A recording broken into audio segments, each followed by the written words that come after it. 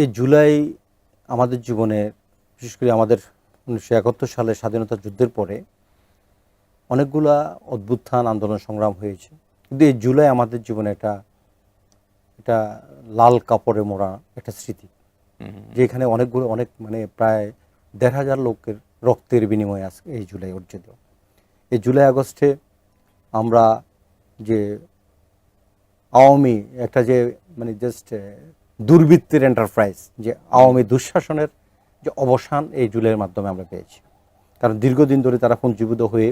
1971 সালের পর থেকে এই দলটা যেভাবে একটা দুর্বৃত্ত দলে পরিণত হয়েছে, শেষে আপনার কথা যেটা বলছেন যে 15.5 বছরে এই আওয়ামী লীগ